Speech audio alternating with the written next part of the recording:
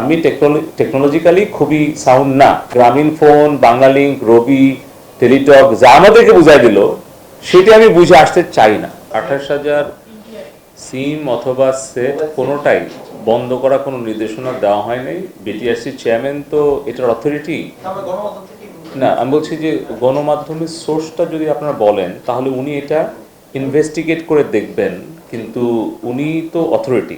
ধরেন উনিও জানেন না, সচিব জানে না, মন্ত্রীও জানে না। তাহলে যদি কোনো সোর্স আপনাদেরকে এটা দিয়ে থাকে তাহলে আমাদেরকে বললে আমরা তাদের বিরুদ্ধে ব্যবস্থা নিব, কারণ এরকম ধরনের একটা মিথ্যা অপপ্রচারকে কোনোভাবেই আমাদের মেইন স্ট্রিম মিডিয়া মানে এটাকে সাপোর্ট করা উচিত না। এবং সেটা ভেরিফিকেশন আমরা করে নিলাম চেয়ারম্যানের কাছ থেকে। একটা মোবাইল নেটওয়ার্ক অপারেটর কিংবা ইন্টারনেট সার্ভিস প্রোভাইডার ওনারা এসে আইটিইউ গাইডলাইন, ইন্টারন্যাশনাল স্ট্যান্ডার্ড এগুলো বুঝায় গেল, কিন্তু আমরা সেটা মেনে নিলাম তা না।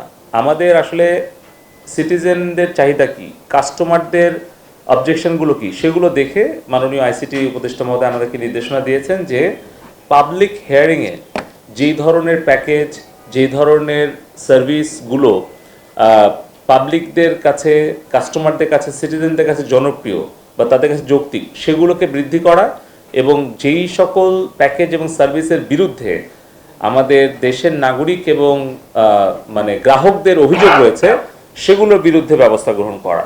যত বেশি আমরা তথ্য উপাত্ত শেয়ার করব এবং প্রশ্ন করার সুযোগ দেব সাংবাদিক এবং জনগণকে, তত বেশি কিন্তু আমরা আমাদের টেলিযোগাযোগ বিভাগে এবং টেলিকম সেক্টরে আমরা স্বচ্ছতা এবং জবাবদিহিতা নিশ্চিত করতে পারবো। গত 5 বছরে কিন্তু কোনো মোবাইল নেটওয়ার্ক অপারেটরের বা কোনো লাইসেন্সির কোনো কিছু কিন্তু বাকি নাই, খেয়াল করে দেবে। এটা কিন্তু একটা বড় সক্ষমতা আমাদের টেলিকম ডিভিশনের বিটিআরসি। কিন্তু এখন কি হচ্ছে, সমস্যাটা টেকনিক্যাল ফল্ট হচ্ছে।